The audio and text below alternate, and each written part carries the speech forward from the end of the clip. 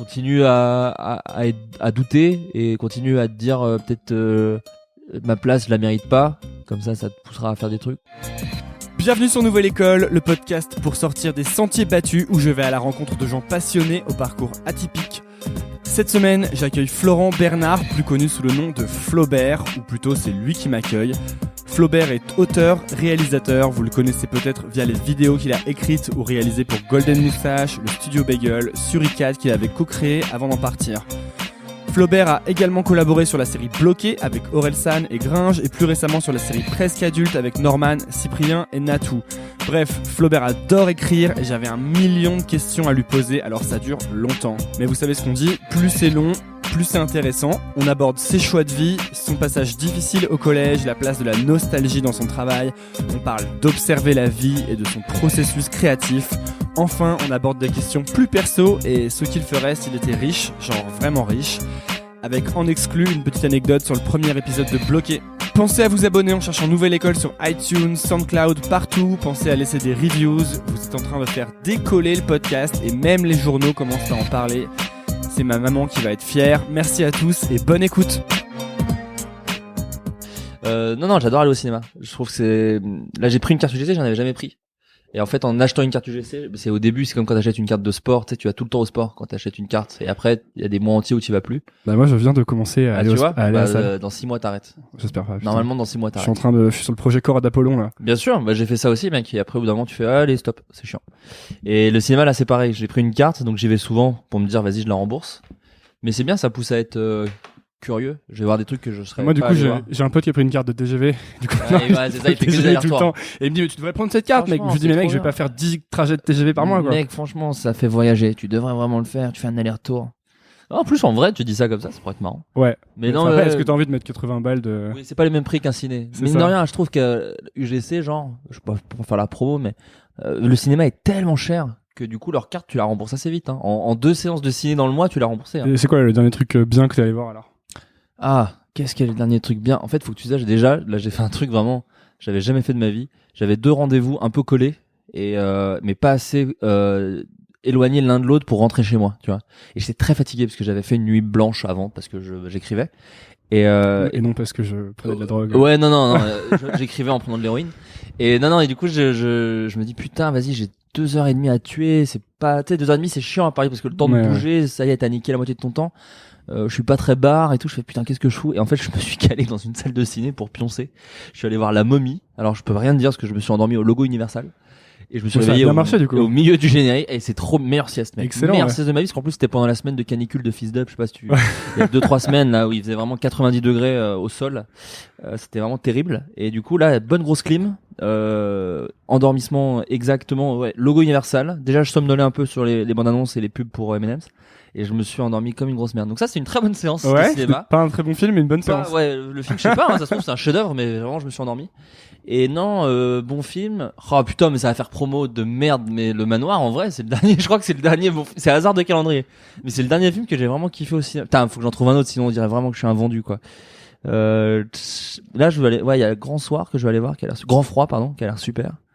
Il y a Embrasse-moi qui a l'air super, mais non, au cinéma, Fast and Furious 8, j'ai vraiment kiffé. C'est vrai aussi. Ouais. Mais t'es un fan de la saga? Je suis un fan des derniers épisodes de la saga. Ceux où ça devient n'importe quoi, ils assument que c'est des gros films de beauf, mais complètement assumé. À partir du moment où ils ont rajouté The Rock à la franchise, j'ai commencé à apprécier. Avant, je m'en fous un peu. Le côté Expendables dedans, quoi. Complètement. Non, ça j'ai kiffé et putain, Lego Batman, ça remonte, mais c'était super. Ah ouais, c'était bien. J'ai hésité à le mater dans l'avion. Ah, c'était super. C'est normalement ils font des bons trucs Lego, mais ouais, mais là c'est rigolo. Ah ouais. Là c'est rigolo parce que t'as des mecs très talentueux à l'écriture. C'est vraiment chouette et non, il y avait La La Land, c'était super. Moonlight, c'était super. Quel est le dernier très mauvais film que t'as vu? Ah, je sais pas. En fait, j'ai plutôt le flair pour les mauvais films. Tu les regardes pas? Ah, ça y est, j'ai trouvé le dernier très bon film que j'ai été niqué les oreilles, excuse-moi. Le dernier très bon film non, que j'ai vu. Les retours sont très bas dans mes oreilles, c'est pour les auditeurs. Ah, pardon aux auditeurs. J'ai trouvé le dernier très bon film que j'ai vu, c'est Ceux qui nous lient de Cédric Clapiche, où j'ai même pleuré. J'ai entendu parler de celui-là. Ouais. J'ai même pleuré. Alors, je suis très fan de Clapiche et surtout, je suis tellement fan de Pio Marmaille que je trouve être un des meilleurs acteurs qui existent en France en ce moment depuis du coup quelques années. Et tu l'as rencontré? Jamais eu cette chance. Je l'ai croisé à mademoiselle.com parce qu'ils étaient partenaires de Nos Futurs de Rémi Besançon. J'avais rencontré Fabrice Florent de mademoiselle.com et j'ai vu que tu avais fait une interview pour eux aussi. Il y a longtemps, qui m'a bien servi dans ce. Ah ouais, bah et du coup, oui, parce que tu sais ce que j'ai déjà dit un peu. Donc du coup, c'est cool. Voilà, ça évitera que je me répète sur des trucs inintéressants. Mais non, c'était cool son interview en plus. Mais du coup, ouais, ceux qui nous lisent, s'il y a des auditeurs qui écoutent et qui passent vers chez vous, allez-y. Il y a François Civil qui est incroyablement drôle. Et en fait, ça parle beaucoup du rapport au père. Et moi, j'ai plein de choses à régler à ce niveau-là. Et c'est un sujet qui m'intéresse beaucoup et qui me fait beaucoup rire et qui me touche beaucoup aussi. Et c'est très drôle. Et ça se passe en Bourgogne et j'ai grandi en Bourgogne, donc en fait je crois que c'est vraiment un film pour moi. Sur toi. Ouais, après ça parle de vin, donc en fait moi vu que je bois pas d'alcool je pensais que ça allait me faire chier et en fait ça m'a vachement touché. C'est comme quand j'ai découvert Perdu d'avance de Orelsan. Ouais. Quand j'avais 2009, j'ai ton âge, donc je sais pas 15 ans. Ouais, c'est ça, un truc comme ça, 17 ans pardon. Ouais. À l'époque je jouais à World of Warcraft dans ma maison de Savoie, dans mon village de 600 habitants, et j'avais ça qui tournait en boucle, tu vois. Et c'était la première fois que j'entendais un truc qui parlait vraiment de ma vie. Ça parlait que de ma vie, quoi. Mais mec, pareil, hein, tu sais, c'est pour ça que moi, Bloqué, c'était aussi pour ça que c'était un bonheur, mais la chanson No Life de Orelsan est une chanson. Soirée à boire ou à fumer au parc ou au lavoir. C'est ça, exactement. C'est une chanson qui, ça m'avait jamais fait ça parce que, bah, vu qu'on est des petits blancs entre guillemets, je connais pas ta vie, mais moi en tout cas, sans problème, tu vois, sans aucun problème. Et j'ai l'impression qu'Aurel c'était un peu ça aussi. C'était trop bien d'avoir un mec qui parle de ces trucs de juste être nul et se sentir nul et d'être geek et en même temps bof. Et c'est pour ça que le chant des sirènes était super. Quand il dit dans Planet Meton, depuis quand pour être populaire faut faire des trucs de geek. Moi c'est vrai que c'est un truc que je me suis dit mais d'où? À l'époque je me souviens j'étais passé devant un Adidas et ils avaient acheté Star Wars. Enfin ils faisaient des t-shirts et des baskets avec C3PO en gros sur des Adidas. J'étais genre mais d'où? Moi je me faisais taper au collège parce que j'avais R2D2 sur un t-shirt et là c'est des t-shirts à 70 balles parce que t'as du Star Wars dessus quoi. C'est la revanche des geeks. C'est ça. C'est mais toute là, la nostalgie qu'on se. Ouais mais ça me saule moi. Ça y est, j'ai dépassé ça. Je deviens vieux et aigri. Ah ouais c'est bon. Mais je pense que j'ai ce truc un peu aigri des geeks de vous nous avez volé notre culture. Tu vois, moi j'étais bien dans en marginal. Tu veux dire quand ça devient commercial et que t'as tous les fans qui disent ouais mais c'était mieux avant maintenant. Ouais mais ceux-là me saoulent aussi en même temps. Ouais. Tous les mecs qui font genre ouais de toute façon le cinéma le seul truc qu'il y a bien c'est Mad Max Fury Road de George Miller, il me saoule aussi, tu vois, il y a un moment mec, il y a plein de bons films. Non mais je sais pas, la culture geek, je crois que j'en ai trop bouffé et je m'en suis et j'en ai trop parlé, peut-être ça me saoule aussi hein, mais du coup maintenant mes trucs préférés c'est des blagues sur de la culture geek de niche de ouf, tu vois. Genre quand Mr V fait une chanson sur Space Jam, là je suis à fond. Parce que Space Jam c'est pas non plus reconnu comme un grand film, tu vois. Pour moi c'est un grand classique. Ouais, mais tu vois, parce que la scène de la fin avec la musique là quand mec, il y a Bill Murray dans son propre rôle déjà, rien que ça, c'est un plaisir. Et Bugs Bunny dans son propre rôle. Et Bugs Bunny dans son propre rôle exactement. Non mais voilà, Space Jam j'aime bien parce que c'est de la culture geek de niche. Il y a pas eu 1000 blagues sur Space Jam. Il y a eu 1000 blagues sur Star Wars. Il y en a pas eu sur Space Jam. Et ça c'est ça qui commence à m'intéresser un peu. Et ben c'est le bon moment pour faire tomber un de tes trucs. Pour commencer le podcast avec Florent Bernard. Bonjour. Flaubert. Enchanté. Qui a mon âge du coup. Ouais, 25 toi aussi. 25. Tu as bientôt 26 j'ai vu. Moi j'ai bientôt 26. Et tu es donc auteur, réalisateur. T'as travaillé sur plein de trucs que les gens connaissent, mais t'as beaucoup bossé avec Golden Moustache. T'as co-créé les Suricates. T'as été auteur sur Bloqué. Exactement. Et t'as fait plein de vidéos dont j'ai radé la plus grande partie. Ah, c'est gentil. Merci. Et en fait, c'est marrant que je t'interviewe maintenant. On en parlait juste avant que j'arrive parce que moi, je suis à une étape de ma vie où il y a plein de trucs qui changent là d'un coup. Et je mets le paquet sur ce podcast, etc. Mais je faisais d'autres choses avant. Et donc, c'est un peu une période de choix, tu vois. Et dans ton interview pour mademoiselle.com, tu parles du réalisateur dont je ne veux pas oublier le nom parce que je suis très nul, donc Rémi Besançon, du film Le premier jour du reste de ta vie que j'ai adoré. Ah, on est bien d'accord. Et pendant cette discussion, il te dit, tu sais ce qui est vraiment dur quand tu fais des films, c'est que tu dois choisir sur quel film tu vas bosser. Ouais. Parce qu'après, pendant 2 ou 3 ans, t'es sur le même film. Et j'écoute ça et je me dis, bah ouais, en fait, ça, c'est la vie, quoi. Tu dois choisir sur quoi tu vas faire ta vie. Parce qu'après, pendant 5 ans, t'es sur le même truc. Et donc, c'est vraiment mon questionnement du moment. Et je me demandais, c'est quoi, toi, alors, tes choix, en fait? Waouh, c'est tellement large. C'est hyper deep. Ouais, commencer. Mais c'est bien, mais ça me plaît. Plus, tu vois, j'allais dire plus c'est deep, plus j'aime. Et après, je me suis dit, c'est très tendancieux comme phrase et un peu chelou et sujet à de nombreux jeux de mots. Mes choix dans ma vie, en fait, je crois que j'ai peur de stagner, justement. Je crois que j'ai une espèce de peur de me mettre bien dans un endroit et de m'y plaire et de me dire, ah, vas-y, je vais faire ça pendant longtemps. Et c'est bien. J'adore ça fait un peu phrase de mec qui fait des podcasts. Qui fait qui fait des séminaires d'entreprise, mais j'aime bien me challenger un peu, tu vois. J'aime bien, essayer d'autres choses. En fait, quand le projet m'excite, j'y vais. Et je réfléchis pas beaucoup plus que ça. Mais il faudrait peut-être que je réfléchisse plus que ça. Mais pour le moment, ça me réussit pas mal. C'est-à-dire que si sur le papier, je me dis, je peux faire un truc de ce truc-là, je peux mettre un peu de moi et ça peut m'apporter non seulement de l'expérience, mais aussi du vrai plaisir. alors je fonce. Et c'est pour ça qu'en fait tous les projets que j'ai faits, mine de rien, on peut se dire que c'est du internet et tout, mais en vrai quand on gratte un petit peu, il y a des choses très différentes les unes des autres et encore plus maintenant. Donc c'est marrant que tu parles d'étapes de la vie puisque maintenant j'écris aussi pour de la télé ou enfin je fais des trucs très différents. Ce qui les relie à ce que j'ai pu faire dans Suricat, à Bagel, à Golden Moustache sur Bloqué ou même il y a très longtemps sur des Web Comedy Awards, c'est qu'il y avait un challenge en fait. Il y avait un truc où je me dis je crois que ça m'intéresse. Parce que tu l'as jamais fait? Ou parce que je l'ai jamais fait et que ça ressemble à un truc. C'est pas que de l'avoir jamais fait, c'est que ça ressemble à un truc où je vais m'amuser. C'est de loin, mais exactement comme quand tu dragues quelqu'un qui te plaît. C'est d'abord il te plaît physiquement. Il faut arrêter de faire croire que c'est tu vois, ça passe vraiment en second temps. Le premier truc c'est tiens, cette personne m'intéresse au loin, qu'est-ce qui se passe? Et moi je crois que c'est ça. Ce projet m'intéresse, je gratte un peu. Ah ouais, en plus ce projet est intéressant, il y a de l'humour, tu vois. Donc pourquoi pas? Et je gratte et si ça ressemble à quelque chose de bien, je m'installe avec ce projet et on baise un peu au début et après on s'installe un peu ensemble et on fait des gosses. Et ensuite tu pars avant qu'il soit après avant que la relation soit trop stable. Ouais, en fait puis au bout d'un moment de toute façon j'ai envie de tromper le projet avec un autre donc le projet aime pas trop et me largue donc voilà. Et est-ce que t'as l'impression parce que quand tu fais des choix finalement tu fermes des portes forcément. Est-ce que t'as l'impression de fermer des portes toi? Est-ce qu'il y a des fois où tu te dis merde, peut-être qu'il faut que je continue à faire ça parce que si j'arrête de faire ça, peut-être que ça marchera jamais aussi bien pour moi. En fait, j'ai la chance alors pour répondre concrètement, non, parce qu'en fait, mais je me tue un peu la santé en revanche. C'est-à-dire que je pense que si j'étais quelqu'un qui faisait attention un tout petit peu et quand je parle de santé, c'est même pas une philosophie, c'est vraiment ça nuit un petit peu à ma santé physique et intellectuelle.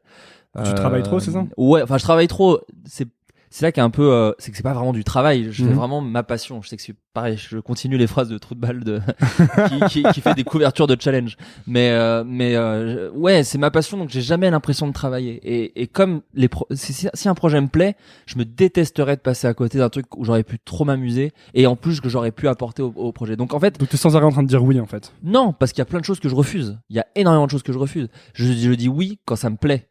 Alors qu'il y a plein de gens, peut-être que tu vas peut-être en interviewer dans ton podcast, qui des fois qui sont tellement populaires, en tout cas sont tellement sollicités, qui disent aussi non à des choses qui auraient pu leur plaire et qu'ils aiment et ils sont là genre là je peux pas. Moi j'ai ce truc là, je pense que ça vient de mon éducation qui fait que je peux pas dire non si ça me plaît et je préfère dire c'est pas grave là pendant un mois vas-y je vais me coucher peut-être à 2h, 3h, 4h du mat et me lever à 7h, 6h du matin. Vas-y, je suis pas à l'usine. Donc si je suis pas à l'usine, je peux bosser et écrire et vu que c'est des projets qui me plaisent, c'est jamais un travail et du coup je me couche tard. Mais quand j'écris, je suis pas genre putain ma vie c'est trop dur, c'est de la merde. Non, je kiffe. Vraiment, j'ai un vrai plaisir. Donc c'est ça qui est un petit peu là. Donc c'est pour ça que je ferme pas de porte parce qu'en fait je fais plusieurs choses qui m'intéressent. Je pense que ça va devoir changer dans ma vie parce que si moi j'ai espoir un jour de faire du cinéma et je pense que ça te bouffe un peu ta vie et que là tu peux plus faire plein de choses. Donc là t'es encore à un stade dans ta vie où tu fais plein de trucs différents en fait. Complètement. Ouais. Et que ça me challenge. Et je pense qu'avec le temps j'aurais envie de peut-être faire d'autres choses et me calmer un peu et voilà. Là j'ai un truc je suis jeune, ça a commencé très jeune pour moi et la chance que j'ai eue c'est que j'ai eu professionnellement j'ai eu quand même une grosse quand je suis parti de Suricat, ça a été un peu un espèce de gros saut dans le vide puisque je quittais vraiment une navette spatiale qui décolle quoi. C'est-à-dire que Suricat c'était très populaire en saison 1. On avait fait des sketchs qui avaient vraiment beaucoup marché, qui avaient une espèce de succès et populaire puisqu'on faisait beaucoup de vues avec des sketchs sur des jeux vidéo qui baisent ou des super-héros qui se bourrent la gueule et aussi un succès un petit peu d'estime puisqu'il y avait des gens du métier, Kian, Navo, Simon Astier, qui nous disaient les gars, c'est bien, les gars, le syndrome post-rupture, c'est bien, il n'y a pas que des blagues, ça nous touche, voilà. Donc, et après ça, moi je pars parce qu'on n'est plus trop d'accord de tout, et eux continuent sans moi. Et à ce moment-là, il y a une crainte, il y a une flip, parce que tu te dis, oh là c'est fini pour moi en fait, ça y est, c'est fin de rideau pour Florent Bernard. Je vais retourner à faire du montage. Ouais, voilà, et c'est pas grave, hein. De toute façon, moi j'ai commencé tout ce travail, je l'ai déjà dit, j'ai l'impression que je me répète dans 1000 interviews, mais j'ai commencé monteur et j'étais chaud pour faire des films d'entreprise. Donc, si je dois retourner à ça, je retournerai à ça, puisque encore une fois, j'aurais toujours pas vraiment l'impression de travailler. Maintenant, plus parce que je me suis habitué à écrire des blagues et à réaliser des blagues. Donc évidemment, je serais malheureux. Mais je pourrais le faire quand même. Je sais que je pourrais le faire. Sans me tirer une balle en me disant voilà. Donc quand je pars de Suricat et que ça continue sans moi et qu'en plus ça marche très bien sans moi quand même, heureusement j'ai réussi à continuer tout seul. Et alors pour le coup, parce que c'est drôle que tu l'as reçu, c'est même comme ça que je t'ai découvert, je remercierai jamais assez Navo pour le coup, car c'est vraiment lui qui m'a donné suffisamment de confiance en moi en me disant mais tu peux aussi faire des trucs tout seul, puisque le syndrome post-rupture tu l'as déjà fait un peu tout seul, donc vas-y, tu peux y arriver. Et je lui dis encore une fois merci parce que je me dis qu'il va sûrement écouter ce podcast, donc merci Navo. Et du coup j'ai pu continuer. Donc en fait cette espèce d'épreuve qui est vraiment, je te parle de problème d'auteur qui se met la main dans les cheveux, hein. On n'est pas sur des problèmes, tu vois, je continue à pouvoir manger et tout, donc c'est vraiment des petits problèmes intellectuels de mec qui a pas vraiment de problème. Mais ça m'a permis en tout cas d'être super relatif derrière sur tous les projets, en me disant peut-être je continuerai à descendre d'une navette qui décolle. Mais en tout cas, là, il y a des navettes qui me plaisent et j'ai envie de monter un peu dedans, quoi. Donc voilà. Tu suivais aussi le truc qui t'amusait à l'époque? Ah oui, toujours. Mais dès le début, hein, ça a jamais été un calcul. Qu'est-ce qui faisait tu dis que dans ton éducation, c'est pas possible pour toi de dire non aux choses quand t'as envie de les faire. Ouais, qui te plaisent. Qu'est-ce qui fait ça? En fait, quand je dis je pense ça vient de mon éducation, c'est que pour le coup, par exemple, mon daron est un mec alors il est paysagiste, mon daron, donc vraiment, on a 1000 lieues. Jardinier, il fait aussi des routes, enfin tu vois, des cours, il peut mettre des pavés, des trucs comme ça. Donc il fait maçonnerie, paysagerie, jardinerie. Et c'est quelqu'un qui se tue beaucoup au travail, mais qui pour le coup a un travail beaucoup plus physique que le mien, puisqu'il va dehors et que là il va avoir, il les a, hein, d'ailleurs il a 50 ans, et il continue à se lever à 6h30, à passer sa journée dehors, à tailler des haies, à porter des trucs lourds, à faire du ciment, voilà. Moi j'ai travaillé avec lui les étés quand j'étais un peu plus jeune, et je sais que c'est éprouvant et je sais que ça nique la santé. Mais c'est sa passion et il y arrive et du coup il y a toujours un truc où je me dis mais lui il en chie et il continue à le faire par passion et je me dis il le fait par passion. Ouais, des fois il s'en plaint parce qu'il a un travail vraiment usant et que lui il a l'impression, lui il me disait tout le temps qu'il faisait ça pour sa famille et pour nous et que c'était pour nous qu'il faisait tout ça et aussi, mais je suis pas con et je sais très bien que là il y a plus personne à la maison puisque mon frère et moi on est majeurs et qu'il a divorcé de ma mère et du coup il continue à passer des dimanches à bosser pour des gens, donc en fait c'est pas quelqu'un qui court après l'argent non plus, donc je sais que c'est sa passion et que c'est lui qui se donne à fond pour ça et il a une passion beaucoup plus usante que la mienne. Donc en fait il y a un truc où je me dis t'as pas le droit de te plaindre parce que là c'est trop bien, moi j'ai 25 ans, faire autant de choses à 25 ans c'est une vraie chance. Il y a du travail et j'étais assez d'accord dans le podcast que tu as fait avec Navo sur effectivement je pense que tu provoques ta chance et que tu entretiens ta chance, mais il y a quand même de la chance, donc j'essaye de pas cracher sur ça. Mine de rien les réseaux sociaux font aussi qu'on a tu sens la présence de ton public, même si moi il est petit encore, hein, enfin toute proportion gardée, mais j'ai quand même des gens qui attendent et qui sont curieux de ce que je fais et que même s'ils étaient 10, j'ai pas envie de décevoir ces 10 personnes là. Donc j'essaie d'être honnête avec moi-même parce que c'est comme ça que j'ai toujours fait et que c'est comme ça que ça plaît, j'ai l'impression. Et donc voilà, je continuerai à faire ce qui me plaît, mais à me donner à 1000% pour faire ce qui me plaît. Voilà, pour être fier de ce qui me plaît. Ouais, je sais pas si c'est très français comme phrase. Si vous l'avez compris, n'hésitez pas à m'envoyer un tweet. Mais de toute façon, je crois que tes parents t'ont plutôt soutenu, non, quand t'as commencé à te lancer dans ces projets-là. Ouais, alors ils m'ont soutenu d'une étrange manière. Je l'ai un peu. Tu dis que ton père te disait si ça marche pas, tu peux toujours revenir. Faire des chalets avec moi. C'est ça. Il disait ouais, mais là j'ai un petit patrimoine qui fait que tu pourras toujours quand ça foirera, si ça foire, tu pourras redescendre en Bourgogne. Donc c'est le côté où on te rappelle toujours qu'il y a une possibilité que ça foire. Bien sûr, mais moi je le savais. Je connais pas mal ça aussi. Ouais. Mais c'est un truc qui est très humain et en fait c'est juste une façon de s'exprimer maladroite, mais ce qui au fond c'est de la confiance, hein, on te suit. Mais moi, heureusement, en fait, j'ai jamais eu des gens peuvent prendre ça comme de la fausse modestie parce que maintenant c'est facile de refaire le match. Mais à la base, moi vraiment, monteur de films d'entreprise était largement suffisant en fait. J'aurais été heureux de cadrer, filmer et faire des cuts et monter. J'avais prévu à la fac avec un pote de fac de potentiellement faire des films de mariage et qu'avec l'argent qu'on fera des films de mariage, produire des petits courts-métrages, des conneries qu'on ferait en festival, voilà, ou sur internet ou machin. Donc moi en fait, tout ce que je voulais pas parce que j'ai jamais réussi à le faire, c'est me forcer à travailler dans un truc qui me rend pas heureux. Et ne serait-ce que ça, c'est un luxe. Je pense que des milliers de Français aimeraient avoir d'aller dans un travail où t'as pas l'impression de travailler. Et je pense que même en tant que monteur de films d'entreprise, j'aurais eu ce luxe.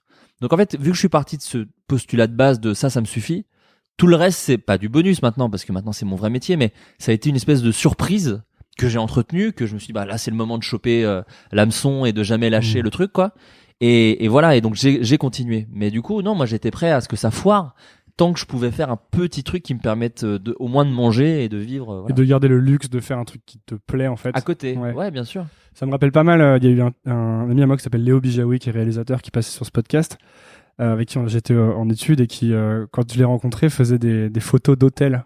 Tu vois, il allait prendre des hôtels en photo, genre Accor Hôtel, il passait la journée là-bas, et dans l'esprit, c'était hyper chiant, mais il était hyper content qu'on le paye pour prendre des photos. Bah, c'est super. Parce que maintenant, il a fait des clips pour Damso, des trucs comme ça, donc c'est quand même un autre game. C'est quand même beaucoup plus cool. Mais à l'époque, je pense qu'il aurait été content, en fait, juste de faire tu vois, des vidéos, des photos, et que ça lui permettait juste de pas aller bosser en audit ou en conseil ou ce genre de choses, quoi. Exactement. Peut-être ça leur profession contre lesquelles je n'ai rien. Ça dit dans oui, bien joué. Il a entendu les tweets vengeurs et les commentaires assassins.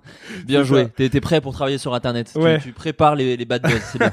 C'est bien. Toi, ça te venait d'où? Parce que j'ai lu beaucoup de choses, hein, mais tu dis que t'aurais été content finalement de faire des films et de les monter, mais ça te venait d'où? Ça te venait de ta passion pour le ciné? Ouais, je pense. En fait, il y a deux choses.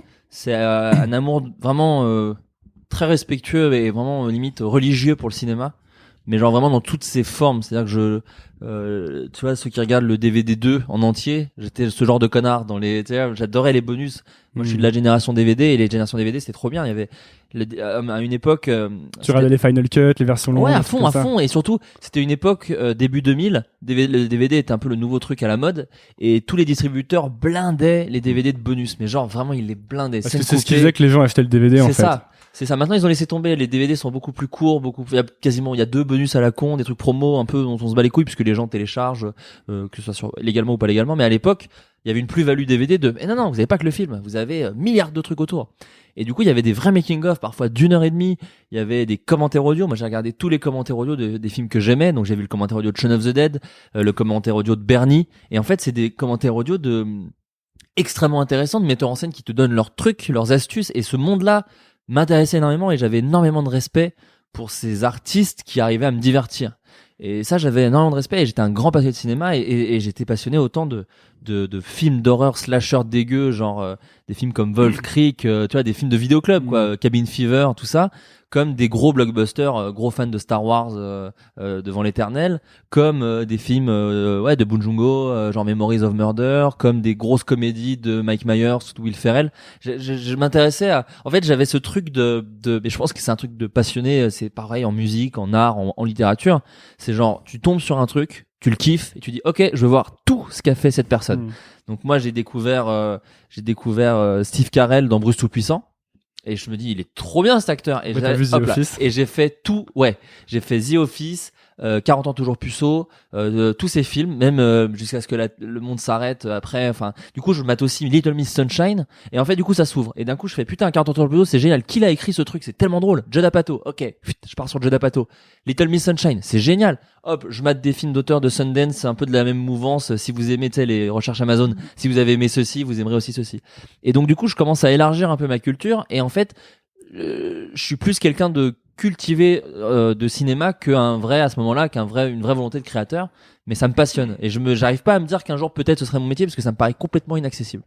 Donc d'un côté il y a ça qui du coup maintenant encore aujourd'hui je pense m'a donné des petits bagages ou des petits trucs, et à côté de ça il y a une volonté, alors ça pareil s'il y a des gens qui écoutent Floodcast aussi ils le savent, mais il y a une volonté d'essayer d'exister dans la société par l'humour, parce que pas trop d'autres moyens. Et ça c'est un peu jumelé, c'est ce qui fait, je pense, qui m'a donné une petite porte vers la création de vidéos sur internet humoristiques, et qui maintenant fait qu'aujourd'hui c'est mon travail. Quand tu dis pas trop d'autres moyens, ça fait écho à ce que tu dis, je crois, sur tes années collège, où tu dis que tu faisais des blagues pour exister. Oui, bien sûr, c'est ça. En fait, au collège, c'est soit t'es très intelligent, soit t'es très musclé. Le collège, c'est très dur, hein. Moi, j'ai trouvé que c'était la période la plus difficile de la vie. Ah, mais c'est la pire. Le lycée est génial à côté, hein, parce que le collège, t'es très vite catalogué, en fait. Moi, j'étais laid, vraiment. Et moi, j'étais le pire. Aucune fille m'a regardé dans tout le collège, quoi. Moi, il y a une meuf qui a fait semblant, je l'ai mis dans Flashback Museum, qui m'a fait croire qu'elle voulait sortir avec moi, et en fait, c'était une blague pour faire rire ses potes. Et donc, moi, bêtement, j'ai dit, bah ouais. Et après, elle fait, non, mais tout le monde s'est foutu de ma gueule. Là, quand je le raconte, ça fait un peu Calimero, mais ce que je veux dire par là, non, c'est que ouais, je vois très bien c'est ce que genre de choses. ce que je veux dire, c'est qu'une fois que ça s'est arrivé et qu'en fait les gens se moquent de toi, parce que quand je dis les gens, on parle de harcèlement, de se faire tabasser et tout, mais tout ça c'est pour faire rire. Les gens ils tapent pas gratuit. Quand un bully tape un enfant, c'est pour faire rire ses potes. C'est la seule chose qu'il veut faire, c'est faire rire, être populaire. Se faire accepter par son groupe. Ouais, mais en étant drôle, parce que c'est drôle de taper un faible. C'est l'humour qui gère ce truc dégueulasse. C'est l'humour à ce moment-là. Donc quand il t'arrive ça, tu te dis je vais répondre par le même truc, l'humour. Moi, je vais pas le faire en tabassant un gars parce que je suis pas musclé, donc je vais faire de l'espèce de second degré en disant, en riant de moi-même. Et en fait, d'un coup, j'ai commencé par ce truc très humiliant de me vanner beaucoup moi. Et en fait, j'avais un peu ce truc, un peu comme la fin de 8 Mile, où en fait, du coup, en face, ça sait plus trop quoi dire. Et je faisais des blagues sur ma daronne, en l'insultant de tous les noms, en disant, tu sais, moi, ma mère, elle m'a jamais voulu, machin et tout. Et tu vois, et en face, du coup, les caïds, ils savent pas trop quoi dire, parce qu'ils sont genre, ça fait marrer tout le monde. Donc les caïds, ils veulent renchérir sur une vanne, mais ils peuvent pas, parce qu'en fait, t'es déjà allé au maximum de la violence humoristique que peut être c'est vraiment le 8 collège. Mile, ouais. C'est 8 Mile, mais c'est ça, à l'époque, je le pensais pas comme ça, mais maintenant que j'ai le recul et un peu plus d'âge, je vois ça comme ça. Et du coup, en fait, c'est comme ça que j'ai essayé de me faire un peu plus accepter. Je continue à me faire taper quand même, mais ça a créé une espèce de rire de soi, de s'analyser et du coup d'en faire des blagues et d'analyser les autres et de vanner aussi les autres. Et voilà, et c'est comme ça que ça s'est un petit peu construit, et tout ça c'est jumelé au bout d'un moment, quoi. Je crois qu'il faut en chier pour observer plus finalement. Je sais pas, en tout cas j'ai l'impression que c'est un accélérateur de malade. Je connais pas un humoriste qui a dit, en tout cas qui le revendique en disant non, moi franchement c'était cool ma life. Souvent quand ils ouvrent leur gueule et qu'ils font comme moi s'exprimer sur 30 000 podcasts et 11 000 tweets, quand ils te disent c'était pas la meilleure période de ma life. Mais c'est comme ça qu'ils se disent ça vient de là. Mais mais je serais ravi d'en entendre, hein. Mais et souvent les humoristes quand ils disent non moi j'en ai pas chié, ils sont super fiers. Je lisais un truc, moi j'aime bien écrire, et comme toi d'ailleurs, sur des différents trucs. Et je lisais quelqu'un qui disait si t'as vécu jusqu'à tes 12 ans, en fait t'as assez d'histoires pour le reste de ta vie, quoi. Ah, c'est pas mal, j'aime bien cette phrase. Ah, elle est chouette. Ouais. Et du coup, Flashback Museum, je regardais ça, et je me disais en fait, il y a beaucoup d'histoires vraies. Alors, dans le sens, il y a beaucoup de vécu dans tous les trucs que tu fais. Ah oui, non, mais il y a même des anecdotes. Ah oui, dans tout ce que je fais, et surtout dans Flashback Museum, qu'il y a des vraies anecdotes. Elles me concernent pas toutes. On sent que ça vient d'assez loin, quoi. Ouais. Cette vidéo, ouais. Merci. Enfin, je sais pas si c'est un compliment, mais moi ça me fait plaisir, donc je te le dis quand même merci, parce que ouais, en fait ça vient d'une volonté, mais tout ce que j'essaye de faire, c'est que ça parle aux gens. Donc en fait, je pense que si t'es sincère et si t'arrives à puiser dans un truc très personnel, c'est ça l'intimité en fait. Plus c'est intime, bien sûr, plus c'est populaire presque. Plus ça parlera.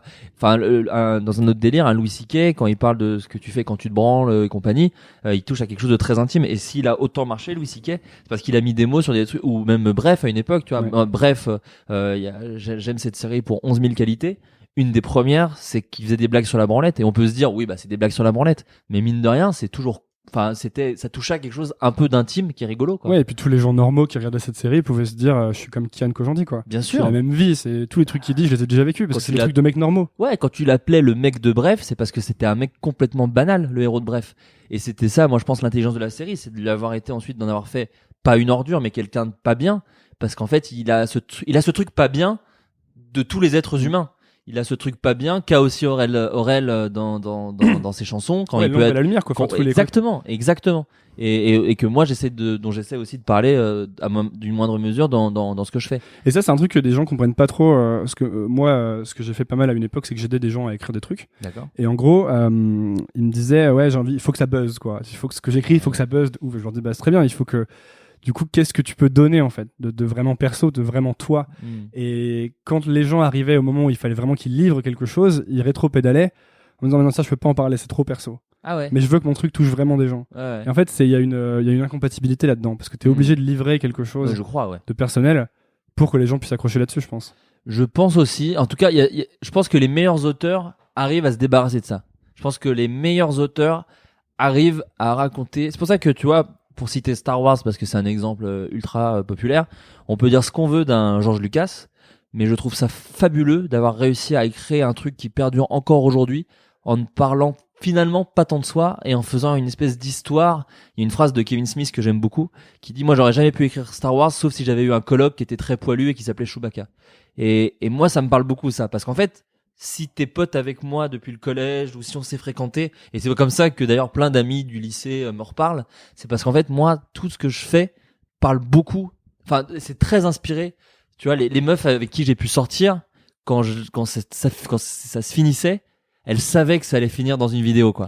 Parce qu'en fait je n'arrive pas vraiment à inventer des histoires fabuleuses, même en réunion d'écriture, quand on a pu faire des émissions, des sketch shows avec Golden ou Bagel, ou même quand j'ai pu écrire sur Presque Adulte, j'ai eu très peu d'idées d'épisodes de Presque Adulte, même bloqué, j'ai pas eu tant d'idées d'épisodes.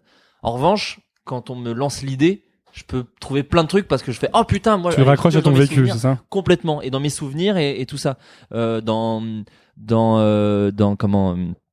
Bloqué, il y a Clément Cotentin qui était un des auteurs de la série qui a eu l'idée de la baisse de ta conception. C'est genre ils se vannent sur, à ton avis, comment tes parents ils ont baisé pour te concevoir.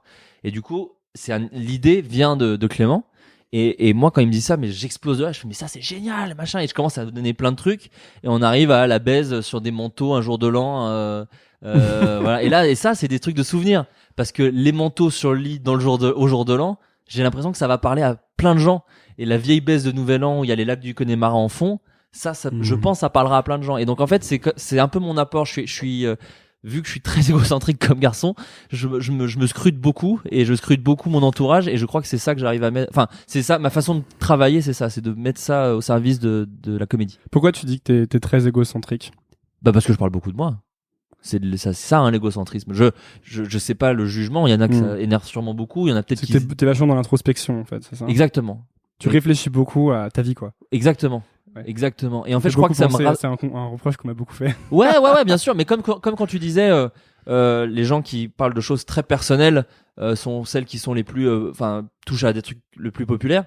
Mais moi, j'ai des amis, je leur parle tellement de ma vie, tu sais, il y a un moment, c'est genre, mais tu sais, garde un peu tu sais, quand je parle de choses par rapport à mon père, ou des choses par rapport à ma famille, ou des questionnements que j'ai par rapport à la mort, à machin et tout. Tu sais, il y a un moment, ils font genre, mec, franchement, lâche-nous, hein, c'est pas. Moi, c'est mes copines qui me disent ça au bout d'un moment. Ouais, mais bien sûr, mais faut savoir trier. Et c'est ça qui est génial dans ce métier, c'est que beaucoup d'auteurs sont comme toi et moi. Et que moi, un Navo, on peut passer Navo, Adrien Méniel, les footcasts, ça vient de là, hein, c'est de parler de souvenirs pendant 4 heures et de philosopher là-dessus.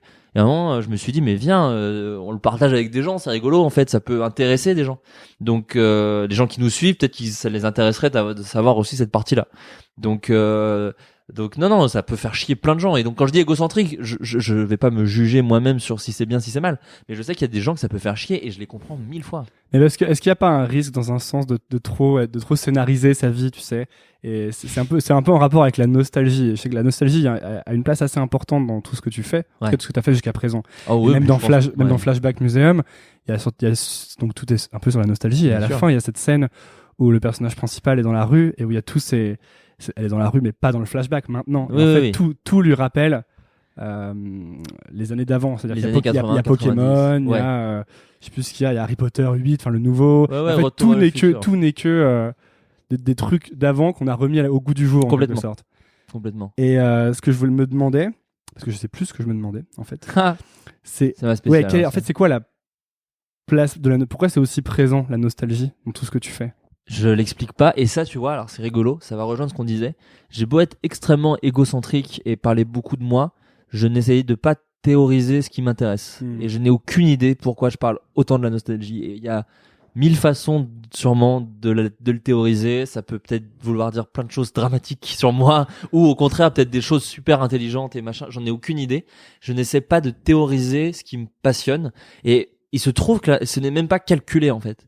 C'est-à-dire que ça vient comme ça et il se trouve que j'aime bien ce que je fais, ce qui marque le plus les gens souvent sont des courts-métrages ou des trucs que j'ai écrits en rapport avec la nostalgie. On me parle beaucoup plus souvent du Bureau des Rêves ou de Flashback Museum que de l'école du porno ou même de Suricat. Les gens ont même oublié que j'ai dans Suricat parce que quand ce que je fais il y a le syndrome post-rupture. Le syndrome post-rupture qui est sur la nostalgie. Non mais c'est vrai, voilà, mais complètement. Je pense que c'est un sujet, j'arrive bien à en parler. Et je crois que si j'arrive bien à en parler, si ça touche en tout cas des gens, c'est que je le théorise pas trop, tu vois. Ok, alors moi je le théorise des fois. Oh merde, ça y est, il va théoriser le truc, je vais plus pouvoir écrire sur la nostalgie. J'ai l'impression que c'est parce que ce que je te disais juste avant, qu'on aime bien scénariser nos vies, que tout le monde scénarise un peu sa vie, a envie d'être dans un film, et que la nostalgie, il y a un côté Hollywood, quoi. C'est-à-dire que c'est comme si tu renarrais des moments qui sont passés. Et je sais pas, je trouve qu'il y a un moment comme ça où t'es l'acteur principal de ta vie et tu revis des moments d'avant. Ouais. C'est un petit peu. Non, mais Flashback Museum vient de ça. Hein. Enfin, Flashback Museum vient du dire on peut avoir les mêmes souvenirs, mais son interprétation, pardon, n'est pas la même. La fin de Flashback Museum, c'est ça. Ouais. C'est deux potes qui se disent mais c'était génial le collège, et l'autre qui dit bah non, c'est de la merde. Mais attends, on était potes, voilà, c'est ça que ça raconte Flashback Museum. Donc je sais pas, peut-être à la base le tout début de Flashback Museum c'est ça et aussi un espèce de ras-le-bol. C'est un truc pas très mignon, hein, le Flashback Museum, la première idée, c'est tout ces Flashback Museum, c'est l'histoire de. Raconte-le. Oui, pardon, oui, c'est vrai qu'en Parce fait. que sinon. Oui, les gens comprennent peut-être pas. En fait, c'est un court-métrage que j'ai fait sur la chaîne Studio Movie. Mais en plus, c'est une vidéo qui a été beaucoup moins vue parce qu'on a voulu la faire plus indé. Et du coup, elle est ni sur Golden Moustache, ni sur Studio Bagel, mais bien sur Studio Movie, qui est une chaîne, je vous invite à vous y abonner parce qu'il y a des contenus un peu originaux, un peu court-métrages différents. Je dis pas ça pour le mien, mais il y a plein de choses chouettes. Et donc, Flashback Museum, c'est-à-dire que c'est un service. C'est une vidéo qui raconte un service qui propose à des gens qui étaient anciennement élèves dans une classe de revivre une journée de collège comme à l'époque.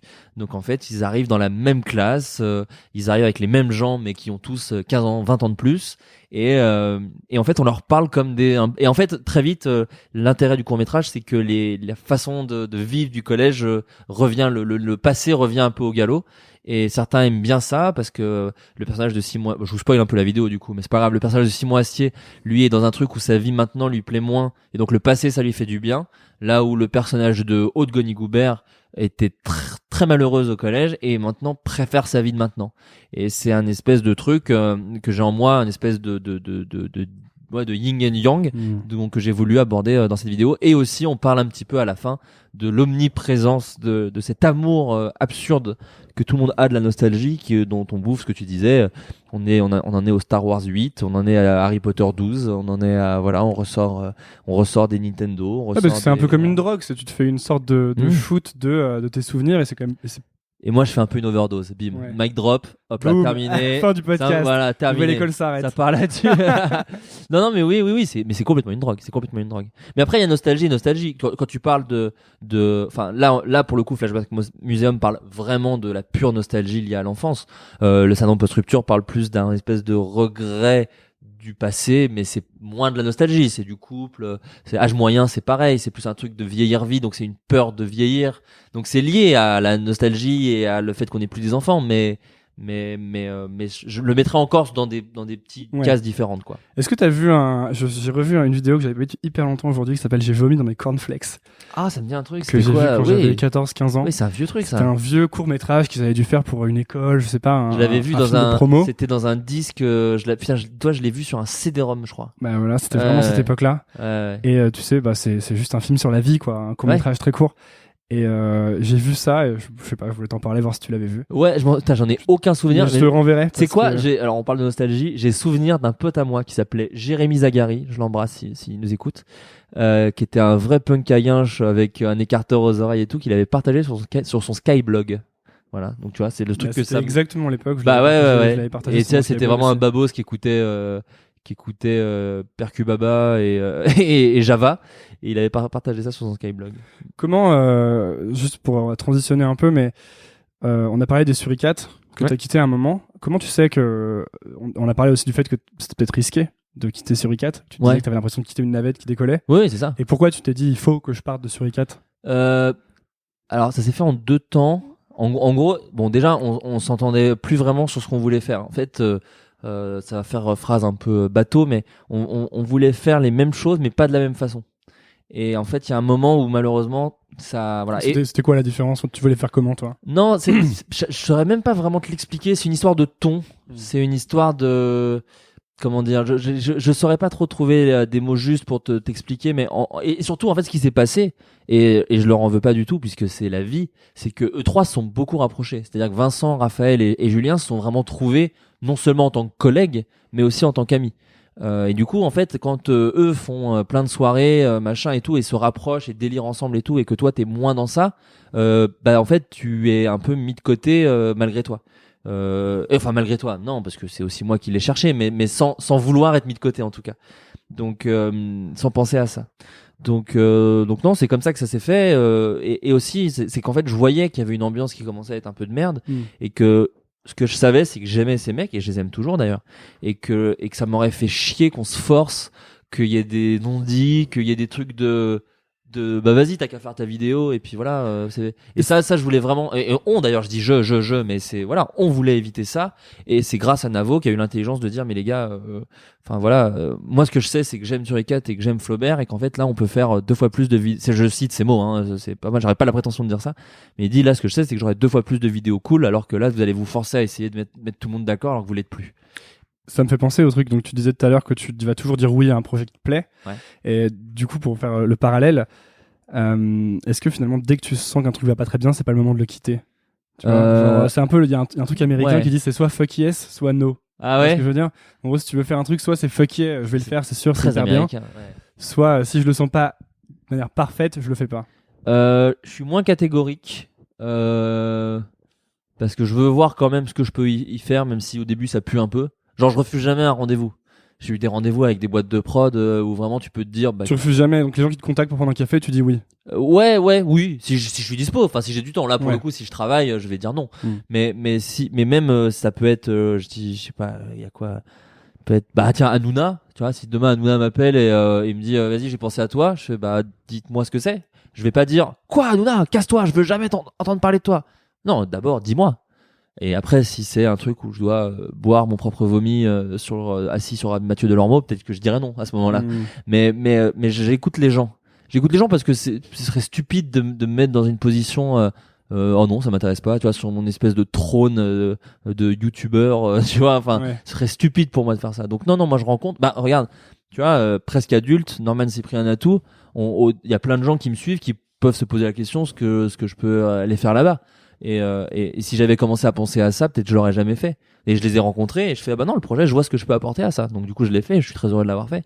Donc non, je rencontre les gens, et surtout c'est un métier qui est quand même aussi super pour ça. Tu rencontres des gens tout le temps, et des gens parfois qui deviennent tes amis. Et enfin voilà, on citait Orelsan. Moi, je suis tellement heureux. Kian et Navo, c'est des gens dont j'aimais le travail avant de les rencontrer. Donc c'est tellement plaisant de te dire super, j'aime leur travail.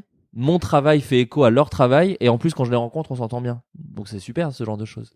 Est-ce que tu as le sentiment d'avoir eu de la chance sur ton parcours? Parce on a parlé avec Navo qu'il faut respecter la chance, qu'il n'y a pas vraiment de chance parce qu'on la prépare en même temps. Ouais. Faut respecter. Mais est-ce qu'à un moment tu t'es dit j'ai trop de chance?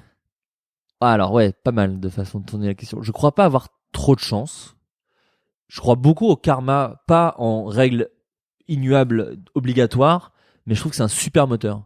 Comme plein de gens, il y a plein de gens qui voient la religion comme ça, qui disent non mais moi vas-y, je mange de la viande le vendredi, je m'en fous. Mais par contre, je trouve que les préceptes de cette religion me permettent d'avancer, me permettent d'être quelqu'un de bien. Et ils prennent ce qui les intéresse dans cette religion pour essayer d'être quelqu'un de bien. Ça veut rien dire, mais de bien pour eux, où ils se sentent bien en tant qu'être humain. Moi, j'ai un peu ça avec le karma. J'ai l'impression que voilà, si tu fais des choses bien, c'est bénéfique pour toi aussi. Donc j'essaie de faire des choses qui me paraissent bien, et j'essaie de pas trop faire des choses qui me paraissent mal. Voilà. Je suis plein de défauts, hein, mais en tout cas c'est mon espèce de moteur. À partir de là, est-ce que j'ai eu trop de chance? Je ne crois pas. Parce que j'ai aussi eu mes moments de lose, et même si je parle beaucoup de moi, il y a plein de moments de lose dont je ne parle pas dans la vie ou en podcast et quoi, et je me dis que voilà, je pense en avoir aussi chié, comme un mec blanc hétérosexuel parisien peut en chier dans la vie, mais j'en ai un peu chié aussi, et non, je crois pas que j'ai trop de chance. Comme tu dis, je respecte la chance, et quand j'ai de la chance quand on me tend ma chance, quand on me donne ma chance, les gens s'en veulent pas. Quand les gens ne le regrettent pas, pardon. C'est-à-dire que c'est ce que Navo appelle respecter la chance. C'est ça. C'est-à-dire que quand Navo et Kian viennent me chercher pour bloquer, en sachant que j'aime beaucoup ce qu'ils font, et que j'aime beaucoup Aurel, que j'aime beaucoup Gringe, et que ce que je fais peut parler, pour moi c'est une chance de malade. Je vois l'adolescente de 17 ans qui écoutait Perdu d'avance, et je me dis waouh, c'est ouf, c'est vraiment un truc de cul de chatte de ouf. À partir de là, j'écris 1 milliard de blagues, je suis là à toutes les réus, on me dit tu veux faire le montage, je fais oui, je fais le montage aussi parce que j'ai envie d'accompagner ce bébé, parce que j'en suis fier, et voilà, et je crois aujourd'hui, enfin je vais pas avancer, mais je pense que ils sont contents, les gens qui ont travaillé avec moi, et ils sont contents de l'apport que j'ai fait. que j'ai apporté ce que j'ai apporté dans cette série. Et moi, je suis fier du programme. Bloqué aujourd'hui, c'est le programme encore dont je suis le plus fier. Ouais, alors que c'est pas le mien, hein. C'était une idée de Kian, Navo, Aurel et Gringe. Mais aujourd'hui, je me dis, je suis tellement heureux de pouvoir, je sais pas, je me suis rematé tous les épisodes récemment et je me suis dit, putain, il y avait un truc un peu prétentieux, mais il y avait des trucs cool. Enfin, je l'aime bien cette série, je la trouve fine, bizarrement, derrière ces grosses blagues de cul. Ouais, non, non, mais je disais pas ça pour que tu me le dises. Je valide, mais moi, c'est vraiment une des séries que j'ai maté la nuit, 50 épisodes de suite avec un pote. Mais c'était fait pour ça, voilà. Je suis tellement heureux qu'on ait fait un truc pareil que, ouais, je le dis vraiment avec, pas de l'émotion dans la voix, parce que voilà, c'est un peu beaucoup, mais je suis très content de cette série, je suis très fier. Mais dès le départ dans tes vidéos, que ce soit sur iCat, Golden Moustache, etc., moi je trouvais qu'il y avait un truc un peu différent, une sorte de complexité dans la manière de raconter les choses. Justement, tu dis ce yin et ce yang, il y a le triste et le drôle, tu vois, parce que finalement la vie c'est un peu plus complexe que juste drôle ou juste triste. Ouais, et puis je vais même encore moins théoriser ce que tu viens de dire, c'est que ce que j'aime dans l'art n'est pas que drôle ou que triste en fait. C'est que quand je regarde mes films préférés ou ce qui m'a le plus marqué en tant qu'être humain en termes de fiction, c'est des trucs qui mélangent les deux. Qu'est-ce qui t'a le plus marqué en termes de fiction ? Oh, il y en a plein, mais on citait Rémi Besançon en début d'émission. Moi, Rémi Besançon. Ça, c'est vraiment un chef-d'œuvre pour moi. Ouais. Ce film, le premier jour du reste de ta vie. Moi aussi, parce que en 2 heures ou 1h30, il te fait passer toute une vie sans jamais être cliché. Mais c'est beaucoup sur la nostalgie, hein, le premier jour de reste de ta vie. Le titre est nostalgique, hein. Et oui, non, ce film a été je crois que c'est mon plus vieux souvenir de larmes au cinéma, déjà, d'avoir pleuré au cinéma.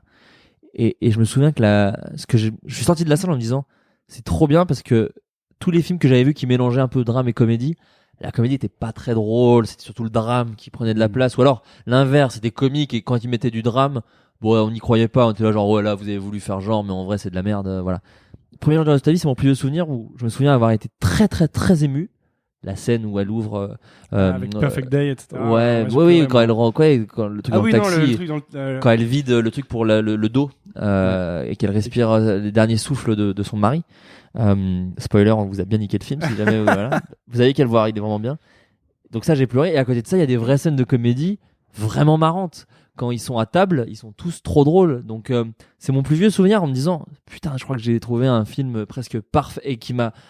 Quand tu sors d'un film et que t'as pleuré de rire et pleuré d'émotion, pour moi, t'as gagné. Tu sais, c'est vraiment un truc auquel je crois beaucoup, et ce qui m'intéresse énormément, c'est comment que tu fais pour capter la complexité des moments, tu vois, de l'humanité, etc. Bon, j'ai pas envie de dire n'importe quoi sur le podcast, mais parce qu'en fait, je t'ai amené un bouquin que je t'offre. Ah, c'est gentil. Et que tu as sûrement lu. Alors, c'est quand même vraiment un classique. C'est Kundera, c'est l'insoutenable légèreté de l'être. Eh bien, sache que je ne l'ai pas lu car je suis un très mauvais. Génial. Très mauvais, mais je vais le lire, je te le promets. En gros, c'est vraiment c'est mon roman préféré, c'est sûr. D'accord. Et c'est vraiment tu sais, tu vis plein de moments dans ta vie que t'arrives pas forcément à décrire, des sensations, des moments, des trucs.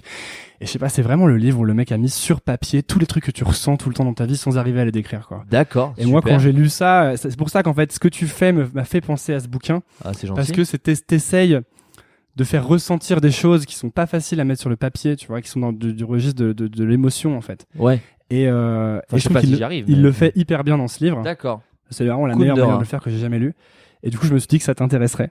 En tout cas, tu le vends très fort. Ouais, je l'aime beaucoup. Hein. J'ai hâte de. Ouais, non, je vais le lire. Je te promets que je vais le lire. C'est gentil, putain, t'apportes des cadeaux, ça fait plaisir. Alors que je t'accueille avec un quart d'heure de retard. Et je me dis justement que pour arriver à faire ça, pour arriver à peindre ce genre de situation, il doit falloir observer énormément, tu vois. C'est pour ça que je te parlais de ça tout à l'heure. Je me demande si toi, t'as le sentiment de beaucoup observer les choses, mais presque en prenant du recul. Parce que j'entendais que pour ta vidéo âge moyen, tu sais qu'il y a des couples finalement qui sont dans l'entre-deux âges, en fait, entre 20 et 40 ans, quoi. Oui, et qui se rendent compte qu'ils ont plus le même âge mental. C'était ça, ouais. Ouais, et donc tu fais cette vidéo où ils se rendent compte qu'ils sont plus vraiment à leur place. Ouais. Bref.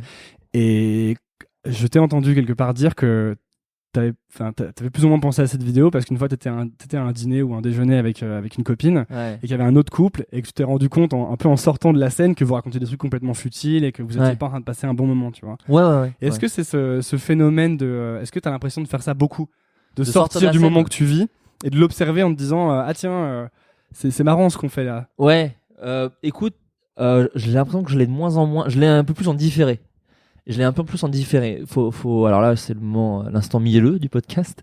Mais je suis en ce moment très heureux en couple, par exemple. Vraiment, j'atteins une espèce de Ouais, non, elle écoutera pas, elle s'en bat les couilles. Alors vraiment, je peux vraiment y aller.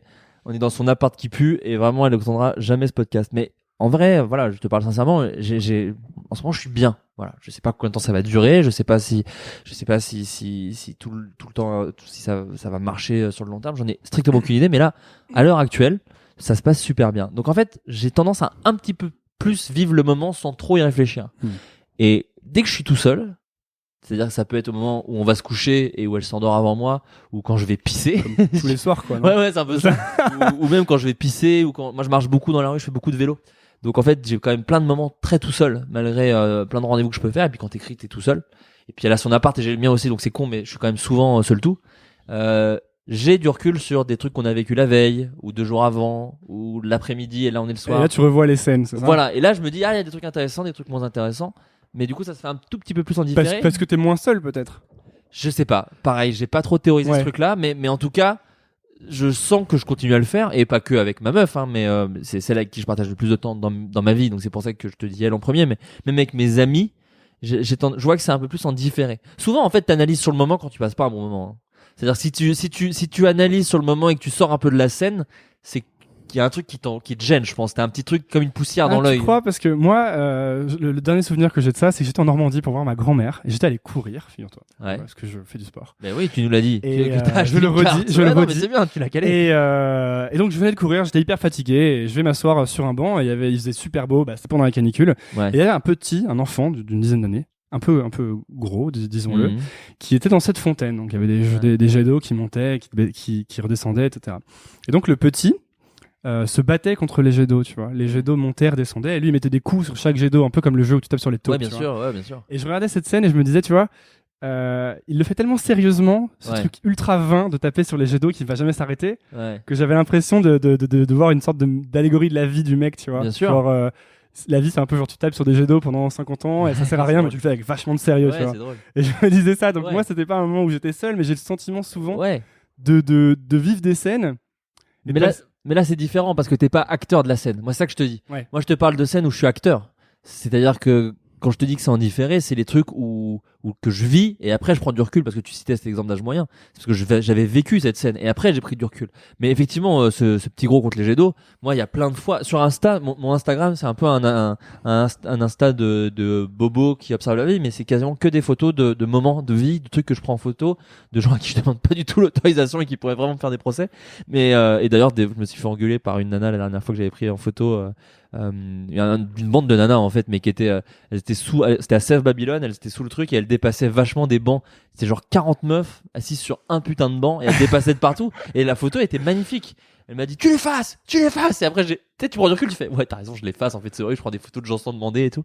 Mais du coup mon Insta est un peu ça. Et la dernière fois pareil, j'ai bouffé une crêpe moi dans une crêperie et je suis tombé sur 3 ados qui discutaient beaucoup. J'en ai fait une série de tweets et ce truc-là a vachement marché d'ailleurs, beaucoup de gens l'ont tweeté. C'est une espèce de thread sur 3 jeunes qui vont. Mais ça moi je le fais beaucoup. Observer des gens, des moments de vie, écouter dans les cafés, c'est super. Moi souvent je mets mon casque et il y a pas de musique, ce qui fait que c'est un peu étouffé. Et je fais genre, je travaille, j'écoute des trucs. Et en fait, j'écoute les conversations des gens. Ça, je trouve ça super intéressant. Sachez-le la prochaine fois que vous Ouais, si on se croise, je vous écoute beaucoup. Non, c'est super intéressant. Tu prends des brides et puis surtout, moi, ce que je préfère écrire, c'est les dialogues. Et des fois, tu chopes des queues comme ça qui te font tellement de bien, quoi. Parlons-en justement. Parlons de comment tu travailles. Un peu. Ouais. Parce que, est-ce que comment tu fais quand tu commences un projet? Parlons de Bloqué. Ouais. En plus, Bloqué, c'est en collaboration. Du coup, c'est intéressant. Ouais, c'est intéressant. Comment ça se passe pour écrire un épisode? Toi, tu dis que t'arrives pas trop avec les idées.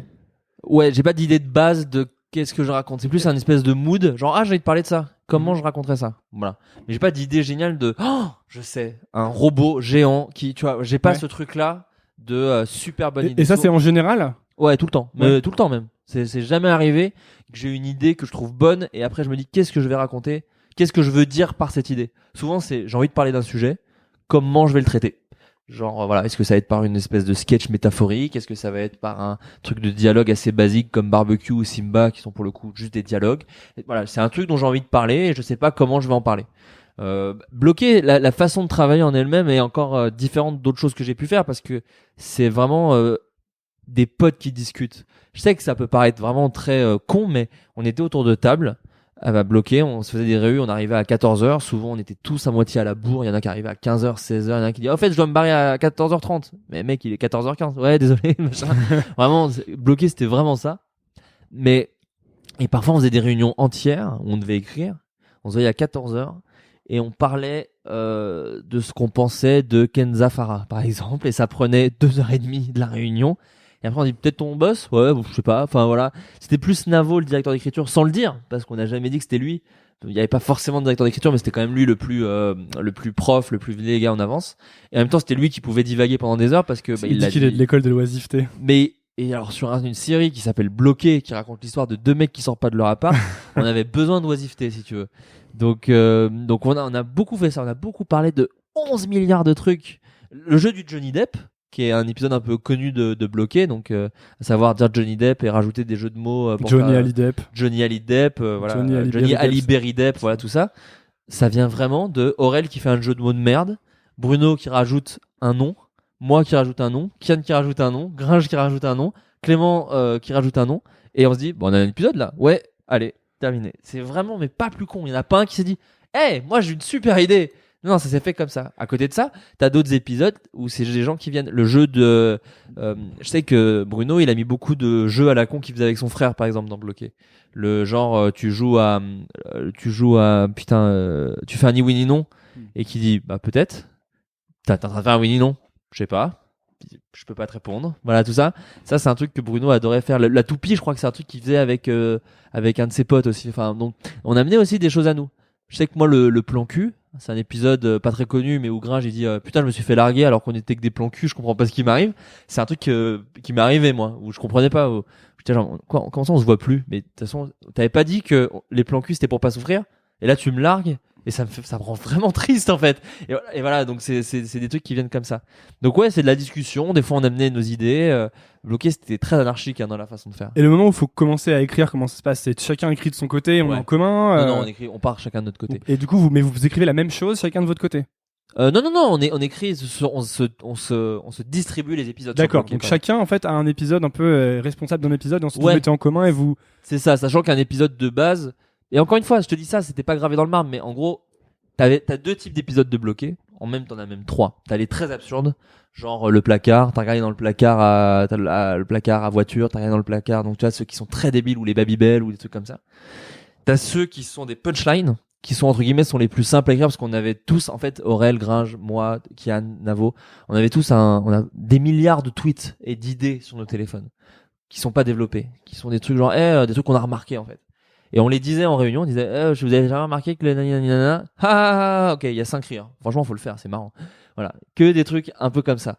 Et Kian qui arrive et qui dit mais en fait dresser un chien c'est un syndrome de Stockholm, c'est-à-dire que tu le séquestres chez toi et après il est heureux, il t'aime, mais c'est complètement le syndrome de Stockholm. Voilà. Trop marrant, bonne idée, c'est marrant, ok on le met. Donc ça c'était les épisodes punchline. Les premiers épisodes de Bloqué c'était beaucoup ça. Ouais. Genre les meufs, les animaux, les parents, machin, et une espèce de bref de comptoir, de tweets même. Et ça au bout d'un moment ça nous a un peu saoulés. Pas qu'on détestait, mais en fait on voyait vite la facilité du truc et on s'est dit venez on fait des dialogues plutôt, mais sans se le dire vraiment. On commence à écrire des dialogues. Et les 5, peut-être allez pas les 50, mais les 40 derniers épisodes de Bloqué, c'est quasiment que des plans séquences de dialogues, de répliques, de choses sur la vie. L'enterrement du grand-père de Gringe, voilà, on a plein d'épisodes comme ça où c'est plus de la discussion. Et ça, du coup, on partait en écriture et on se les relisait entre nous. On disait voilà, cette vanne-là, elle peut jarter. Peut-être tu pourrais dire ça aussi. Et voilà. Et du coup, on recale comme ça. Et après, même Aurel et Gringe te le reformule un petit peu à la bouche.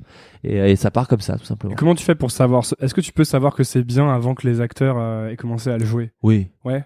Tu le joues en fait toi avec tes potes, non, tout seul. Tout seul. En fait, alors là, je vais dire une phrase qui sonne vraiment trou du cul de ouf, mais j'arrive à me faire la musique des acteurs dans la tête. C'est-à-dire que quand j'écris, parce que j'ai la chance de beaucoup écrire pour des gens. C'est-à-dire que j'ai pas trop ce truc de j'écris et il faut trouver la personne adéquate. Donc t'écris toujours avec un mec en tête, c'est ça? Un peu. Et là, t'avais Orelsan, t'avais Gringe, tu savais comment il parlait. Je connais leur flow, quoi. Ouais. Je l'écoute depuis que j'ai 15 ans. Donc non, j'écris quand j'écris pour Simon Astier, je sais que je peux aller beaucoup plus loin dans l'absurde parce qu'en plus il va me proposer des impros. Quand j'écris pour Justine Le Potier, je sais qu'il faut que je sois un petit peu plus carré parce qu'elle va faire exactement ce que je lui demande. Donc il faut que la folie, il faut que je la mette déjà dedans. Et en même temps, je sais dans quoi elle est forte. Elle est forte dans l'incompréhension et le sarcasme, Justine. Donc je sais que si j'écris un personnage un peu sarcastique et machin, je pense à elle. Si elle le fait pas, je dois trouver quelqu'un qui le fera aussi bien. Mais du coup, en l'écrivant, j'avais un peu elle en tête. Après, j'arrive à me sortir et à me dire, faut que je trouve une comédienne qui n'est pas Justine Le Potier, qui a ses trucs à elle, mais qui saura jouer ça, du coup. Enfin voilà, donc c'est comme ça que je construis le truc dans mon esprit. Et toi, est-ce que tu, par exemple, t'as un process, tous les jours t'écris, ou est-ce que t'as besoin de faire un truc et du coup tu vas écrire un peu quand tu trouves un moment? C'est plus chaotique ou organisation millimétrée? C'est chaos. C'est deadline, moi. C'est qu'on me dit, il faut que ce soit fait pour vendredi. Ok. Donc, jeudi soir. Ouais, pas forcément jeudi soir, mais en tout cas, je fais ok. Bah jeudi, je bosse toute la journée. J'ai quoi comme créneau de libre? Bah mercredi matin. Bah ok, bah ce sera mercredi matin. Voilà. Et je me cale et maintenant j'essaie. Avant j'étais, mais toujours, je suis très la nuit. Je suis vraiment bien la nuit parce personne me fait chier. Mon téléphone ne vibre pas.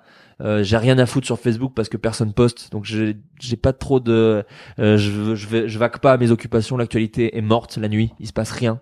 Donc en fait la nuit c'est super pour moi pour travailler. Là en ce moment je me rends compte que le matin je suis assez bon. C'est les deux moments où on ne dérange pas. Bah le matin on me dérange hein. Ah mais le matin à quelle heure? Ça dépend. Non mais dès 8h, dès 9h. Mais en vrai t'as déjà des textos, des mails, t'as déjà le monde, enfin les articles des journaux commencent à apparaître, donc d'un coup ah bah tiens quoi, une réforme Macron machin, et là tu passes 1h30 sur tous les sites qui parlent du truc, et voilà tu peux. Mais j'arrive à arrêter un peu ça, et le matin je me rends compte que le fait de me réveiller, d'avoir le petit chocolat chaud et de me réveiller, et mon cerveau arrive à trouver des trucs. Donc moi je suis très fort, je suis au maximum de ma capacité en tout cas le soir et le matin. L'après-midi, c'est l'enfer. Et l'après-midi, c'est pour ça que je fais des réunions de discussion beaucoup. C'est-à-dire que quand je dois écrire l'après-midi, souvent, c'est quand je suis en coécriture avec des gens et on discute du texte. On dirait, il pourrait dire ça, il pourrait dire ci, il pourrait dire ça. Mais écrire sur un ordinateur, j'essaye, hein, là, de temps en temps, je me fous dans des cafés et j'essaye d'écrire. L'après-midi, je suis de la merde. T'arrives pas? C'est pas ouf. Comment tu fais pour évaluer qu'un truc que t'as fait est bien, ou est-ce que des fois t'as peur d'avoir la tête dans le guidon et de faire des trucs nuls et de les montrer aux gens et qu'ils disent mais c'est de la merde ce que t'as fait? Non, ça va. C'est un truc de jeu vidéo en fait. C'est un truc de. Enfin, c'est une façon de penser très jeu vidéo ludique, pardon. C'est j'arrive à être content du truc en fait. C'est un truc genre ça je l'ai fait bien. Ok, c'est bon. Voilà. Genre cette phrase elle est bien. Ok, c'est bon. Voilà, c'est plus un truc comme ça. Si à la fin de ma session d'écriture j'ai pas été fier une seule fois d'une réplique, c'est que c'est de la merde souvent. Parce que des fois je suis fier d'une réplique et elle est pas bien non plus, hein. Mais en tout cas je suis pas content de ma séance d'écriture si j'ai pas été au moins fier au moins d'une idée, d'une punchline, d'une chute, d'une fin, d'une façon de voir la scène, voilà. Parce que écrire j'y arrive, dérouler une scène, j'ai pas trop de blocage là j'arrive plus à écrire. J'arrive à écrire, mais c'est de la merde. Et c'est ça qui Est-ce que ton premier jet est toujours est-ce que t'es du genre tu vas faire le premier jet d'un coup, bam tu balances tout et après tu reprends, ou est-ce que plutôt tu vas travailler bloc par bloc? Putain, j'adorerais te donner une réponse complètement. Pareil, ça dépend, c'est mais ça dépend de ouf. Ouais. Mais souvent le premier jet, que je me fasse chier ou que ça sorte tout d'un coup, c'est pas très bien, hein. Enfin il faut le retravailler quoi qu'il arrive, hein. Mais non, ça dépend vraiment des projets. Et tes inspirations, bon j'imagine qu'elles vont depuis très longtemps, mais est-ce que tu te nourris de trucs, genre tu lis des bouquins sur comment écrire des dialogues? À fond, beaucoup. Ouais, beaucoup. Beaucoup, parce qu'en fait, je pense que... Quoi, par exemple? J'ai lu Truby, c'est pas mal. En fait, Truby, il propose des exercices. Genre des petites fiches de technique de chaque personnage, par exemple. Et en fait, bon, moi, la structure pour la structure, je sais pas si j'arriverai pas à le conseiller. Par contre, jouer avec mon histoire, ça à fond. Et Truby, il a ce truc un petit peu didactique de est-ce que votre personnage, il pourrait faire ça? Et tu dis putain, je me suis pas posé la question. C'est cool de se poser la question. Et voilà. Et Truby, il pousse un peu à ça. Donc ça, c'est cool. Snyder, il a des espèces alors putain, j'ai oublié son prénom. C'est celui qui a fait Save the Cat, qui est aussi un autre livre de référence d'écriture de scénario. Il te dit des trucs avec des punchlines. C'est un peu un auteur punchline. Et par exemple, il te dit il parle de la technique du pape qui tombe dans la piscine. Et la technique du pape qui tombe dans la piscine, c'est que si t'as une scène un petit peu chiante d'exposition, genre il faut placer plein d'infos, un dialogue et tout, il faut qu'il se passe un truc de malade mental derrière, genre un pape qui tombe dans une piscine, pour que le spectateur ait pas l'impression que la scène que tu es en train de lui offrir, c'est 11 000 infos, et qu'il se fasse chier et qu'il se rende compte de ce que tu fais. Donc il dit détourne alors que son conseil, il est tout con, hein, c'est détourner l'attention. Tous ces livres de scénario, je ne sais pas s'ils offrent des vraies méthodes que je conseillerais à tout le monde. Mais il donne des idées. Non, et ce qui est super, c'est qu'il arrive à mettre des mots sur un truc que t'as un peu en toi. C'est-à-dire que je pense que si t'as vu beaucoup de films, tu as tous ces trucs en tête. Tu sais qu'une scène qui est juste de l'exposition, c'est chiant comme la pluie. Mais le fait qu'un auteur te dise, te mette un nom de concept et te dise comment en sortir, ça te permet de classer un peu plus les trucs. Je pense que si t'as une bonne culture cinématographique, et que t'as une facilité à écrire, t'es capable de faire des trucs pas trop mauvais, je pense. Mais par contre, tous ces bouquins d'écriture, ce qui est super, c'est qu'ils t'arrivent à te structurer ta pensée. Ce qui est un gros problème chez les auteurs. Moi, le premier, j'ai du mal à structurer ma pensée. Organiser ce que tu veux dire. Ouais, organiser, et puis souvent c'est bordélique. Et moi, mes V1, quand j'essaie d'écrire des trucs un peu plus longs, d'un coup, tu dis, mais putain, t'as passé 12 pages sur un truc dont on se bat les couilles, et là, d'un coup, ça va super vite. Et les livres de scénario m'apprennent à un peu plus savoir gérer ça. Et est-ce qu'il y a une grosse... quelle est la proportion de ton boulot que tu jettes, finalement? Même à l'époque où tu écrivais des vidéos, par exemple, est-ce qu'il y avait beaucoup de trucs que tu commençais que tu finissais pas? Ouais, mais toujours, hein. Toujours. En fait, j'ai des notes d'iPhone où tu commences facilement un truc, si t'as une idée, par exemple. Ouais, ah oui, à fond. Ouais. Grave.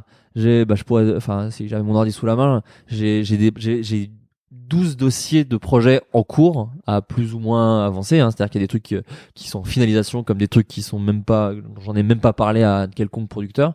Mais des fois, je peux être en deadline super courte sur un projet, genre pour vendredi, et j'ai pas beaucoup avancé.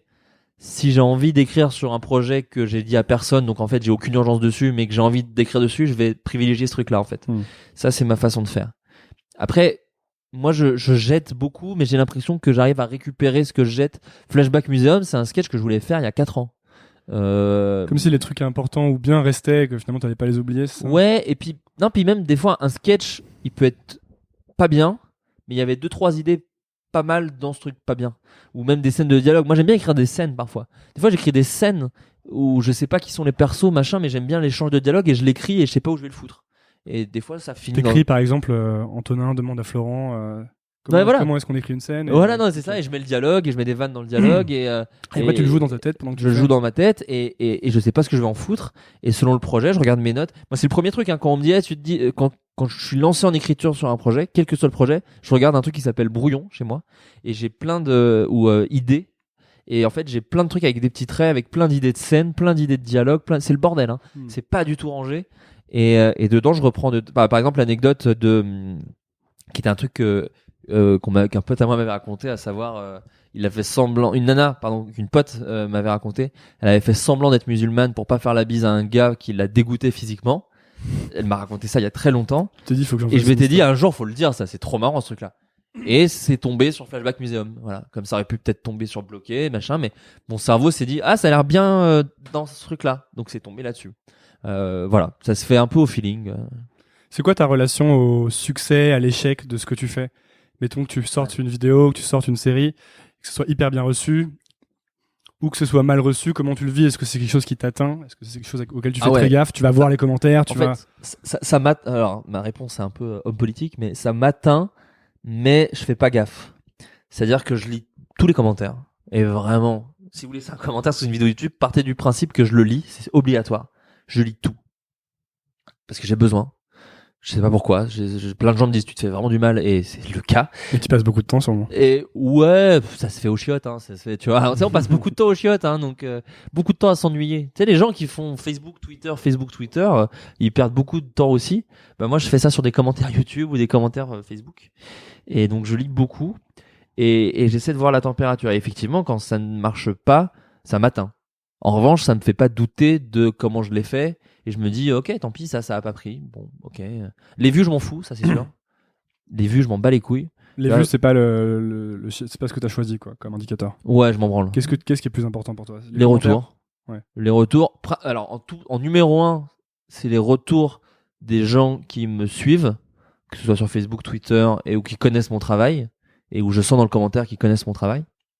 Parce que je me dis qu'il y a une attache à mon travail, donc j'ai envie qu'ils soient heureux, tout simplement. Après, c'est les commentaires en général. Après, c'est les commentaires aussi des amis. Enfin, c'est sûr que quand, je sais pas, Kian ou Aurel ou machin me retweet ou partage un truc que j'ai fait et tout, je suis content. Je me dis c'est cool, les copains aiment bien, c'est toujours rassurant. Et voilà. Mais j'y fais. Ça m'atteint quand les gens aiment pas, mais j'y fais pas gaffe parce qu'en fait, pareil, c'est avec une chance que j'ai eue très tôt. Âge moyen s'est fait défoncer quand il est sorti. Énormément de pouces rouges, mais encore aujourd'hui, hein. Âge moyen. Parce que les gens n'ont pas compris la fin, c'est ça? Je sais pas du tout ce qui leur a pas plu. Il y a plein de choses. Les critiques, il y a un gars qui avait fait. Il était différent quand même, ça était quand même différent. Ah non, mais je suis. Et puis il y a plein de choses ratées aussi dedans. Enfin, il y a pas de souci à ce niveau-là. Mais il y avait un gars qui avait fait un commentaire très très long, qui expliquait que c'était de la merde, que c'était du cinéma français. Bon, après, le gars faisait un truc genre, je vous mets en PLS. Donc, en fait, je me suis rendu compte que c'était juste un mec C'était Raptor dissident. Ouais, c'est ça. Non, c'était encore moins bien que ça. Non, c'était un truc, enfin, voilà, il met en PLS, enfin, donc il se fait un espèce de truc de rageux, de hater, genre, hater cool, genre, je critique les machins et tout, machin. Et en plus, je me suis rendu compte qu'il critiquait plein de choses que j'aimais. Donc, en fait, c'est juste, on n'était pas du tout sur la même longueur d'onde. Mais son commentaire à l'époque m'avait un peu, fait chier parce qu'il avait été beaucoup liké. C'est pas qu'il soit violent, c'est que il disait un truc assez violent en disant putain, je viens pas sur YouTube pour voir du cinéma français de merde avec des dialogues chiants et de trucs qui se la pètent et tout machin, donc des mots qui sont un peu durs et qui avaient été likés peut-être 300, 400, 500 fois. Donc ça, quand ça t'arrive, c'est un peu surprenant. Tu te dis oh putain, c'est un peu une claque dans ta gueule quoi. La vidéo ça, et une deuxième vague arrive de gens qui disent pourquoi il y a autant de pouces rouges, c'est vachement bien. Moi je comprends pas, moi je trouve ça super. Et aujourd'hui je rencontre vraiment des gens qui me disent que c'est leur sketch préféré que j'ai fait. Et encore une fois je l'explique pas, hein, mais moi j'ai beaucoup aimé celle-là. Hein. Ouais, mais je sais pas, moi j'en suis content.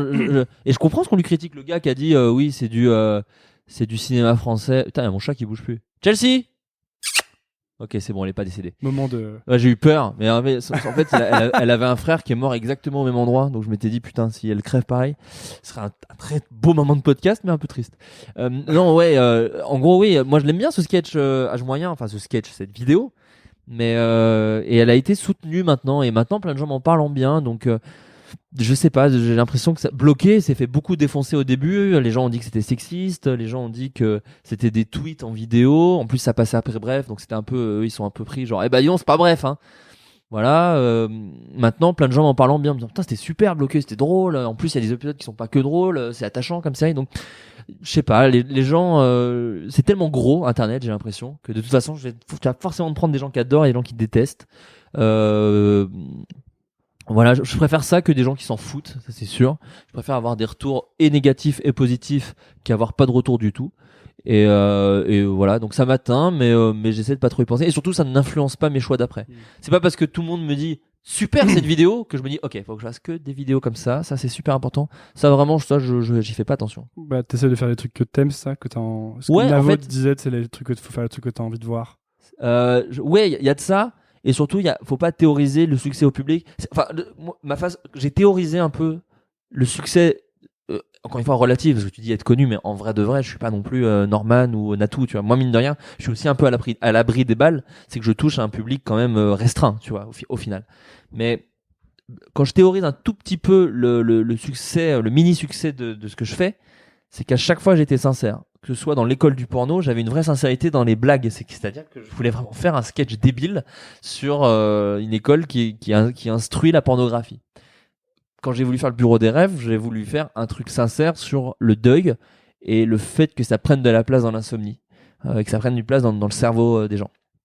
Quand j'ai fait, je sais pas, bloqué, quand j'ai fait... À chaque fois, j'ai essayé d'être très sincère avec ce que je voulais faire. Même quand je fais Presque Adulte, qui n'est pas ma série, qui est la série de Norman et Cyprien, avec également Natou, c'est leur série, mais je suis sincère dans ma démarche. Je sais exactement ce que je viens faire. C'est-à-dire que j'écris un épisode. Je sais pas si l'épisode sera sorti. Bon, tant pis, c'est un petit spoiler au cas où, mais il y a un épisode sur un oncle, Cyprien a un vieil oncle, un oncle un peu lointain, qui est l'oncle de sa mère, donc le grand-oncle, et il le connaît pas, comme souvent avec les grands-oncles, on les connaît pas vraiment. Et il va à l'enterrement, et quand il meurt, il se rend compte qu'en fait, il avait plein de points communs avec son grand-oncle. Voilà, bon, j'ai l'impression que quand les gens y verront cet épisode-là, ils sauront que c'est un peu mon truc. Et on a un épisode sur les jouets justement aussi que j'ai écrit sur les figurines, sur un Cyprien qui file ses jouets à un enfant et voilà, et tout un truc générationnel là-dessus. Bon, j'ai l'impression que les gens quand ils le verront, ils sentiront qu'il y a un peu ma patte. Après, je suis auteur et du coup je me plie à ce pourquoi j'écris. Donc là, j'ai écrit pour un truc pour TF1 à 20h40 de Norman, Cyprien et Natou, qui s'adresse à un public beaucoup plus large que Bloqué, par exemple, qui est très vulgaire, qui est très grossier. Et du coup, voilà, c'est aussi mon travail d'auteur de savoir m'adapter. Donc j'ai l'impression que tu retrouveras ce que t'aimes chez moi dans cette série, mais d'une autre façon. Et du coup, je me dis, voilà, c'est la sincérité qui fait ça. C'est que moi, j'ai été sincère dans ma façon de faire. Je me suis pas renié. J'ai pas écrit des blagues. Par exemple, les blagues racistes second degré, je déteste. les vrais gros jeux de mots un peu l'humour politique, ça c'est un super exemple. L'humour politique ne m'atteint pas. Je trouve ça chiant de ouf. Et vraiment demain tu me dis voilà, je te paye 500 000 euros par mois et tu m'écris je sais pas, la chronique de Stéphane Guillon, de Jérémy Ferrari, de n'importe qui, quelqu'un de très talentueux, de très drôle, mais tu dois écrire des blagues politiques, je te dis non. Parce que ça me va pas m'amuser, parce que je sais pas le faire, et là je serai pas sincère, et donc ce sera pas bien. Même si je me casse le cul en 1000 parce que tu me donnes 500 000 euros par mois, j'arriverai pas à faire un truc bien parce que c'est pas moi, et ce serait pas sincère de ma part de faire une chronique politique. Et tout vient de là, je pense. Du fait que ça t'amuse. Ouais, et où je suis sincère avec moi-même, donc je suis sincère avec les gens, et j'ai l'impression que les gens le sentent. Et j'ai l'impression que les gens le sentent. Si c'est pas sincère, les gens le sentent très vite. Et même quand et j'ai fait des trucs nuls. Les gens ont une espèce de petite tolérance à ça parce qu'ils disent ouais, il a raté, mais bon, je vois ce qu'il a voulu faire. Et c'est ça qui est capital, je pense. On va arriver sur les questions de la fin. Parfait, ça a duré 8 ans. Ça. J'espère qu'on n'a pas trop parlé, putain. Ça a 2h55. Ah, ok, nickel, parfait. Il fait nuit maintenant. Ouais. Qu'est-ce que tu ferais si tout s'arrêtait là, dans ta carrière? Qu'est-ce que tu irais faire? Je ferais une mini pause, du coup. Je me dirais, vas-y, je changerai un peu de vie. Et en plus, alors je reviens à ma meuf, mais vu c'est un truc qu'elle a envie de partir un peu. Elle se dit, si demain tout s'arrêtait, elle ferait un tour du monde. Donc je pense que je la suivrais là-dedans. Si ça s'arrêtait aussi pour elle. Ou en tout cas peut-être je partirais 2 mois ailleurs si ça s'arrête et que j'ai de l'argent, on part du principe que si ça s'arrête et que j'ai de l'argent, je pars à un endroit qui me fait un peu kiffer et je me dis vas-y, j'essaie de prendre un peu de culture ailleurs avant de me relancer là-dedans, et puis je reviendrai et je ferai peut-être du montage de films d'entreprise, et ça m'ira aussi, mais il faudra que ça aille je pourrais pas faire un autre métier que de la création artistique audiovisuelle en tout cas, et ça peut être un truc qui a rien des films de mariage. Mais il faut que j'arrive, si je peux faire des plans et du montage, que ça soit du cinéma ou des films de mariage, moi ça me va. Et puisqu'on parlait de partir avec assez d'argent, tu ferais quoi si t'étais riche, du coup? Genre vraiment riche? Putain. Tu sais que cette vanne, elle est la première vanne de Bloqué, c'est là où on est vraiment des fraudes. Elle vient d'aucun des auteurs de Bloqué. Alors peut-être que je brise un mythe, mais la blague de je prendrais un Big Mac, un grand Coca, un champ, on me dirait mais prenez un menu, et je dirais non, je suis riche. C'est une blague de Declos, le pote d'Aurel, ouais. Il nous a fait ça. Et on a dit qu'est-ce que c'est drôle, et il s'est trouvé que c'était la première et dernière blague de Bloqué, qui est une blague de lui. Non, moi si j'étais super riche, je ferais mon film comme je l'entends, je crois. Donc c'est ça ton vrai projet à long terme? Je rêve de faire un long métrage que j'écris et que je réalise. Pour parler d'un sujet dont j'ai envie de parler. Je sais que si un jour un producteur vient me voir et dit mais je vais faire ton premier film, écrit et réalisateur, hein. C'est-à-dire que j'aimerais bien écrire des films avant que je réaliserai pas pour me faire la main, mais mon rêve ultime c'est de faire un film que j'écrirai et que je réaliserai. Mon rêve ultime est d'en faire plusieurs, mais au moins un. Et si j'étais riche, je l'auto-produirais et je parlerais d'un thème que si un jour un producteur vient me voir, je sais quel film je veux faire. Je connais déjà l'histoire, tout n'est pas buté. Il y en a un qui attend au chaud dans ton pas un scénario, parce que je veux attendre. Les gens se font une image du producteur, mais pour moi, un producteur t'aide aussi à écrire ton histoire, à structurer, à savoir ce qu'il veut raconter. Enfin, un producteur, c'est pas juste un gars qui dit je vais faire de l'argent sur toi. Tu vois, les gens ont un peu cette image-là du producteur à cigare. Mais un producteur, il veut aussi raconter une histoire. Donc en fait, j'ai envie de travailler main dans la main avec lui. Je veux pas juste un gars. J'écrirai jamais un scénario tout fini, aller voir un producteur et dire tu le finances comme ça ou tu le finances pas. Non, j'ai envie d'avoir un vrai travail artistique avec lui. Mais en tout cas, j'aimerais effectivement faire mon premier film. Il y a une idée, je connais l'histoire, je sais où je veux aller, je sais les thèmes que je veux aborder. Est-ce que c'est lié à toi du coup, beaucoup? Ouais. J'en dirais pas plus. D'accord. Je dirais juste un oui. Bon, allez, finissons. Il y a une question qui pose en entretien chez Facebook, que je pose tout le temps à mes invités, c'est qu'est-ce que tu ferais si tu n'avais pas peur? Ouais, et je vais laisser le même silence que tous tes autres invités avant de répondre. Un petit peu avant pour réfléchir. Putain, c'est con, c'est vrai que tu la poses à chaque fois, j'aurais dû réfléchir avant que tu viennes, quoi. Et c'est marrant parce que c'est exactement comme ça que ça se passe à chaque fois. Ouais, ils disent tous cette phrase-là. Putain, je suis con, j'aurais dû. Ouais. En fait, je crois que j'ai pas trop peur. Alors là, tu tombes dans la deuxième catégorie d'invités. Ouais. Celle qui dit mais attends, mec, moi j'ai pas peur. Ouais, non, je te le dis pas comme ça. Je suis bourré d'angoisse, mais vu. T'es quelqu'un d'angoissé? Ouais. Oh oui. J'ai peur de mal faire et de décevoir les gens avec qui je travaille. Mais c'est ce qui te pousse à en faire des tonnes, du coup. À bosser énormément. Quoi. Ah, je sais pas. Je te dis, j'ai pas théorisé à ce point, mais en tout cas, je sais que surtout quand c'est des gens, en plus, quand j'ai la chance de travailler avec des gens dont j'aime le travail, je suis tétanisé à l'idée de les décevoir. Mais en même temps, ça me réussit, donc je continue à pas trop. Tu sais, on parle souvent du syndrome de l'imposteur. Moi, j'ai un gros syndrome de l'imposteur. Bienvenue au club. Mais c'est un moteur de ouf. Moi, je suis pour ce truc. N'essayez pas de lutter contre votre syndrome de l'imposteur. C'est votre moteur, les gars. Moi, je me sens imposteur dans tout ce que je fais. C'est ce qui me pousse à me sortir les doigts du cul, à essayer d'être le plus travailleur et que les gens soient contents d'être avec moi et se disent justement, ah ok, c'était pas un imposteur. Donc en fait, je sais pas si c'est de la peur, le syndrome de l'imposteur, mais si j'avais pas peur, peut-être je perdrais un truc super intéressant qu'il y a dans ce que je fais, peut-être. Donc en fait, ça me ferait chier de pas avoir peur. J'ai l'impression que la peur me permet, si les gens aiment bien ce que je fais, c'est parce que j'ai un peu peur. Et ça, t'es le seul à avoir donné cette réponse. Ouais, mais t'as vu, j'ai dit l'inverse au début, et en fait, en réfléchissant, je crois, mais la peur qu'il y a un peu dans ce que je fais, peut-être c'est ce qui fait que c'est pas trop, que ça peut intéresser les gens. Mais c'est bien, elle est bien, du coup, ta réponse. Ouais. Je vais la noter après. Ah, c'est gentil, bah merci. Tu pourras créer une catégorie d'invités. Absolument. Et la dernière question, donc, c'est qu'est-ce que tu dirais à Flaubert, enfin à Florent, à 15 ans? Je dis 15 ans parce que généralement, je mets 10 ans avant, comme t'es jeune. Ouais. Tu vas ken dans encore quelques années. Et c'est pas si tard, en vrai, parce qu'une fois que c'est fait. Et t'oublies les années d'avant. Donc fais-en pas un monde. Non, ouais, bah, continue à douter et continue à te dire, peut-être, ma place, je la mérite pas. Comme ça te poussera à faire des trucs. Change pas grand chose, en fait. Là, pour le coup, je te donne une réponse, je pense que tout le monde donne. Mais continue comme ça va aller. Dis-toi que ça peut s'effondrer à tout moment. Et que tu dois prouver que, quand je dis prouver, c'est pas aux autres, hein, c'est à toi-même, que tu mérites d'être là et que ça va le faire. C'est un truc que tu gardes en tête, ça, que tout peut s'arrêter à tout moment. Bien sûr. Bah, là, on parlait au tout début, je disais c'est lié à mon éducation, ça aussi. Il y a un truc de peut-être demain. En plus, je suis une génération d'internet, moi, donc en fait, en vrai de vrai, aujourd'hui, en 2017, c'est impossible de dire si c'était un effet de mode. Est-ce que internet, c'est un véritable nouveau média, comme l'a pu être la télé? Ou est-ce que c'est un effet de mode comme ont pu l'être les boys bands? J'ai pas encore cette réponse. Donc en fait, j'essaie de travailler, continuer de travailler sans trop me poser la question. Je sais, j'ai pas encore la réponse. On en reparle dans 5 ans pour le prochain épisode avec toi. Ouais. Mais dans 5 ans, je douterai encore. Je sais pas. Peut-être c'est une longue mode. Oh putain, peut-être c'est les téléphones sans fil en fait. Non, mais oui, on en reparle dans 10 ans. Disons 10 ans. 10 ans. Comme ça, on voit si ça. Je sais pas si le podcast existera encore dans 10 ans, mais. Oh, mec, ça va. Ça existe depuis. Le podcast, ça existe depuis. Je parle du mien. Ouais, bien sûr, mais ça faut continuer. Enfin, je dis ça, je suis le mec qui fait un épisode tous les 8 mois, hein, donc je suis mal placé pour te dire. Ouais, on en reparle dans 10 ans. Eh ben, merci beaucoup, Florent. Merci à toi, mec. Où est-ce qu'on envoie les gens pour qui veulent te suivre, que ça intéresse? Ils tapent Flaubert sur Google et il y aura plein de choses à regarder. FLOBER. FLOBER. Ouais, il y a pas de T, les gens mettent un T. Je pense que c'est lié à Gustave qui a fait des trucs avant moi. Et ouais. Moins connu quand même. Moins connu chez ta petite sœur.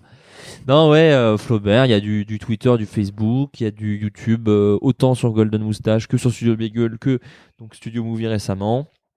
Mais souvent, si tu tapes Flaubert, j'ai une chaîne YouTube où il y a plein de playlists où je mets tout bien trié, que ce soit bloqué, des trucs. J'ai vu, t'as même un site que tu tiens à jour. Ouais, j'essaye.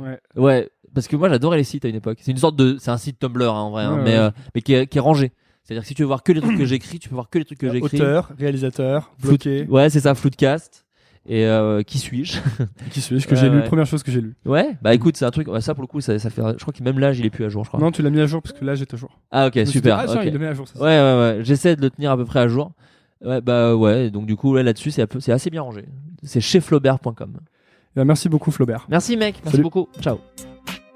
Merci d'avoir écouté. Si vous êtes encore là, déjà, bravo. Ensuite, c'est peut-être que l'épisode vous a plu. Si c'est le cas, je vous invite à laisser un avis sur iTunes ou Apple Podcast. C'est ce qui m'aide le plus à gagner en visibilité. Pour cela, rien de plus simple. Lancez iTunes de votre ordinateur ou Apple Podcast de votre iPhone.